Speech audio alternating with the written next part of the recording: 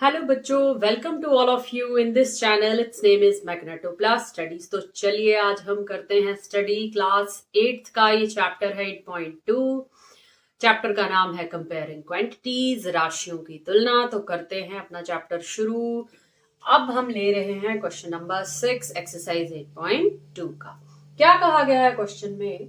During sale shopkeeper offer discount. अब भाई कहीं पर शॉप में सेल लगी है और एक शॉपकीपर हमें कुछ छूट दे रहा है, हमें कुछ डिस्काउंट दे रहा है। कितना डिस्काउंट दे रहा है? 10% दे रहा है। किस पर? मार्क्ड प्राइस पर। I hope you all know marked price. Marked price बच्चों, जो प्राइस टैग लगा होता है शर्ट के ऊपर, किसी भी ड्रेस के ऊपर, that is called MRP, marked price. उस पर वो 10% की छूट दे रहा है।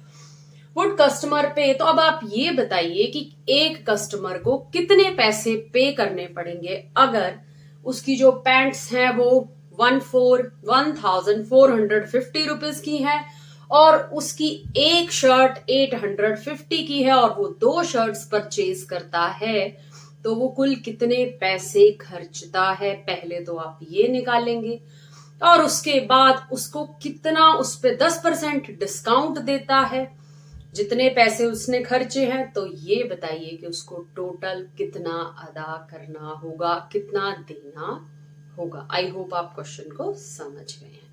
तो चलिए पहले तो ये देखते हैं कि उसने कितने पैसे खर्चे हैं।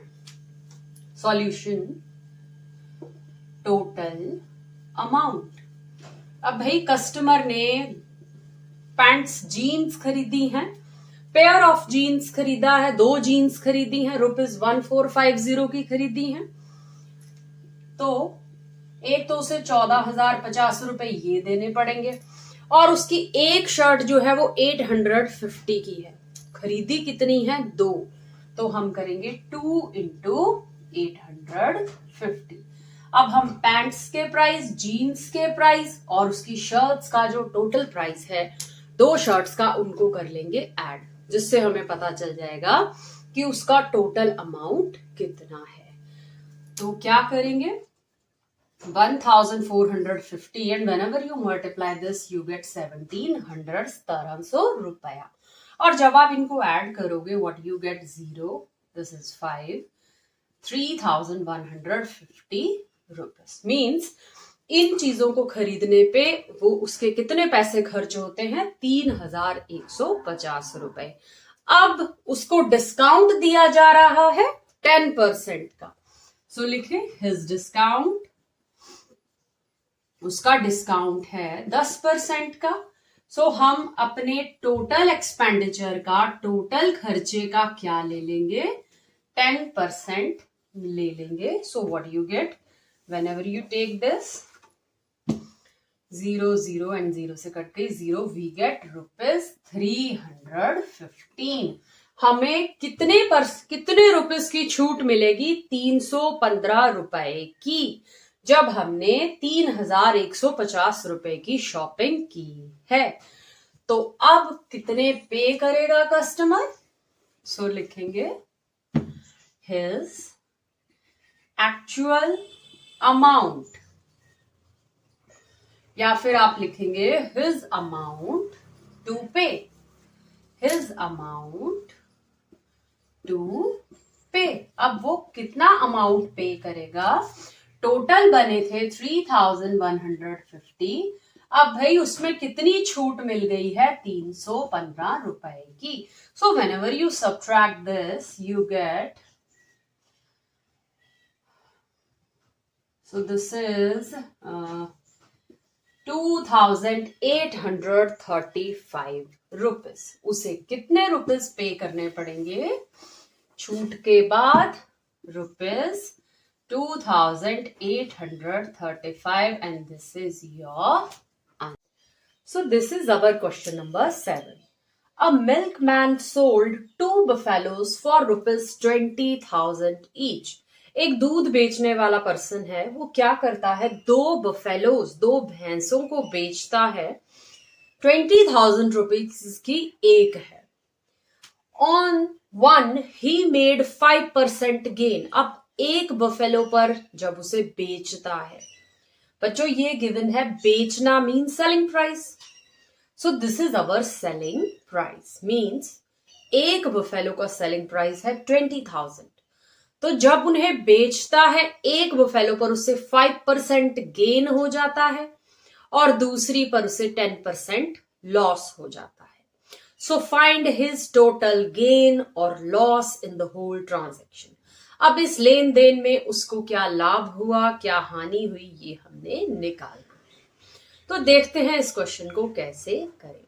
अब हमें ये पता है कि मिल्कमैन ने 20,000 में एक बफेलो बेची है, दो बेची है, तो मीन्स उसने 40,000 में दो बफेलोज बेची हैं। बेचिंग है मीन्स सेलिंग प्राइस। बट क्या आपको कॉस्ट प्राइस पता है कि कितने की खरीदी है? No, we don't know about the cost price. तो in selling price, cost price वाले सम्स में अगर हमें नहीं पता होता है, then we assume 100 rupees. So let us see. Let cost price of one buffalo. अब हम मान लेते हैं कि एक बफेलो का कॉस्ट प्राइस है ₹100। हमें नहीं पता कि कितने की खरीदी थी, हमें सिर्फ ये पता है कि बेची है 20,000 की। तो एक गाय का, एक भैंस का, एक बफेलो का हम मान लेते हैं कि कॉस्ट प्राइस कितना है ₹100। अब जब उसने 100 सीपी है तो उसको गेन कितना हुआ? पहले हमने देखा कि उसको गेन हुआ 5% का, तो लिखेंगे हिज गेन 5%। अब 5% का उसको गेन हुआ 100 रुपीज पर, तो हम इसे मानेंगे 5 रुपीज। 100 की बात हो रही है, then we take it as 5 rupees. His gain ₹5। अगर 5 रुपए का लाभ होता है, so selling price, then selling price कितना हो जाएगा? 100 plus 5, that is 105 rupees. Means कि अगर वो मान लेते हैं, मान लो, जस्ट सपोज कि वो अपनी बफेलो को 100 रुपए की खरीदता है। अब इन्होंने बोला कि उसको गेन हुआ 5 रुपए का, 5% का, 100 पर 5 रुपए का गेन मान लेती हूं। अब हमें पता है जब भी हमें प्रॉफिट होता है तो हम कॉस्ट प्राइस में प्रॉफिट को ऐड करते हैं, वो बन जाता है हमारा सेलिंग प्राइस। इसका मतलब उसका सेलिंग प्राइस हो गया एक बफेलो का ₹105। आप जस्ट सपोज करके चलें। तो अब बच्चों इस क्वेश्चन को हम करेंगे यूनिटरी मेथड से। आई होप आप इतना क्वेश्चन का पार्ट समझ चुके हैं। अब हम अपने क्वेश्चन पर 20,000 पर धीरे धीरे आते हैं। तो कैसे करेंगे अब हम? देखो, जब हमें गेन होता, हमारा सेलिंग प्राइस है ₹105, you write down when selling price ₹105, then CP. तो कॉस्ट प्राइस कितना माना था? ₹100। इस पार्ट से अब हम इस तरह आगे बढ़ेंगे। तो जब हमने सेलिंग प्राइस 105 था, हमारा कॉस्ट प्राइस कितना था? ₹100। और जब हमारा सेलिंग प्राइस ₹1 होगा, तब हमारा कॉस्ट प्राइस ज्यादा होगा कि कम होगा? कम होगा। तो 100 कम के लिए होती है डिवाइड अपॉन 105। और जब हमारा सेलिंग प्राइस रुपीस कितना, उन्होंने बोला सेलिंग प्राइस है ₹20,000, कितना होगा?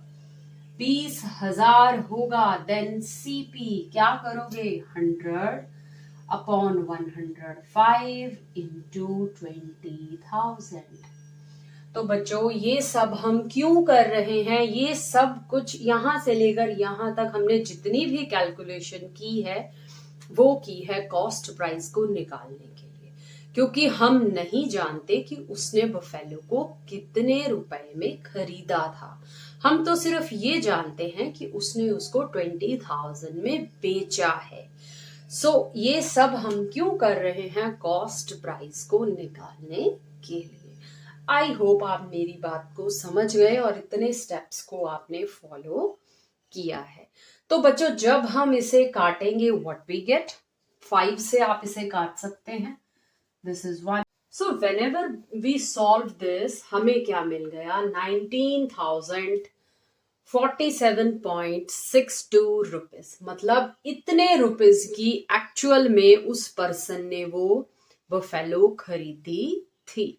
खुद उसने इतने रुपीज की खरीदी थी और बेची उसने 20,000 की। इसलिए बच्चों, हमें क्वेश्चन में गिवन है कि उसे 5% का गेन हुआ है। आई होप आप एक बफेलो का तो समझ ही गए। अब इसी तरह से हम निकालेंगे दूसरी बफेलो के लिए। सो दूसरी बफेलो का, अब भाई दूसरी बफेलो पर हमें 10% क्या हो जाता है? लॉस हो जाता है। तो जैसे हमने फर्स्ट वाली पे माना कि लेट सीपी, अब इसी तरह से आप यहां भी एज्यूम करेंगे let CP cost price of second buffalo. दूसरी बफेलो का भी कॉस्ट प्राइस मान लो ₹100। अब बच्चों, cost price of second buffalo ₹100। So अब लॉस परसेंट है, लॉस कितना हो गया? ₹10। 10 रुपीज का हमें क्या आ जाता है? लॉस आ जाता है। So selling price of second buffalo, दूसरी बफेलो का, बच्चों जब भी हमें लॉस होता है, कॉस्ट प्राइस में से लॉस को हम क्या कर देते हैं? सब्ट्रैक्ट कर देते हैं। तब आता है हमारा सेलिंग प्राइस। तो जब आप 100 में से 10 को सब्ट्रैक्ट करेंगे, यू गेट 90 रुपीज। इसका मतलब दूसरी बफेलो को वो 90 रुपए में बेच रहा है। जस्ट एज्यूम, हम बोल रहे हैं कि इस बात को आप मानो। तो इतना काम हमने किया है सेलिंग प्राइस निकालने के लिए। अब फिर से हम यूनिटरी मेथड को अप्लाई करेंगे। क्या करेंगे? अगर उसकी buffalo, when selling price of buffalo is ₹90, then cost price ₹100। अब अगर उसकी बफेलो 90 रुपए की जा रही है तो उसका कॉस्ट प्राइस कितना था? ₹100। तभी यहां से हमने ये पता किया। सेलिंग प्राइस 90 रुपीज आया, 10% लॉस हुआ, तो कॉस्ट प्राइस कितना था? 100 रुपीज था। सो जब selling price of buffalo is ₹1 होगा, तब सीपी कितना होगा? 100/90 होगा। और जब सेलिंग प्राइस बफेलो का होगा ₹20,000 होगा बच्चों, तब उसका सीपी कितना होगा?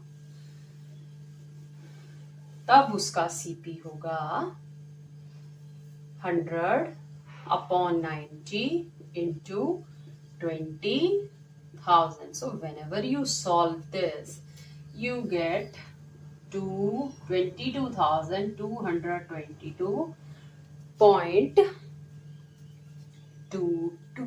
रुपए।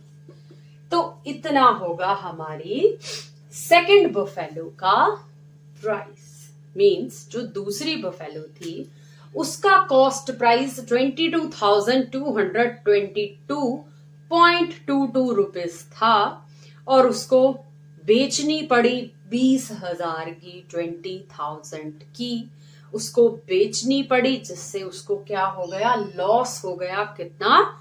10% का लॉस हो गया। सो नाउ अब हम क्या करते हैं? लिखें हिज टोटल सेलिंग प्राइस 20,000 की एक बेचता है तो टोटल सेलिंग प्राइस 2 बेचेगा तो कितना हो जाएगा? That is 40,000। मतलब दोनों बफेलोज को बेचने पर उसको मिलते हैं 40,000। पर बच्चों उसने दोनों बफेलोज को खरीदने पर कितने पैसे खर्चे थे? ये है सेकंड बफेलो का कॉस्ट प्राइस।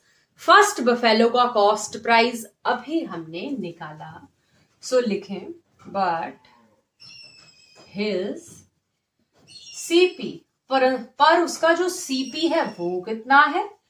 22,222.22 प्लस इसमें आप ऐड कर देंगे 19,047.62 को आप ऐड कर देंगे। So this is 224,8,9,6,2,11। This is 41,269.84 rupees.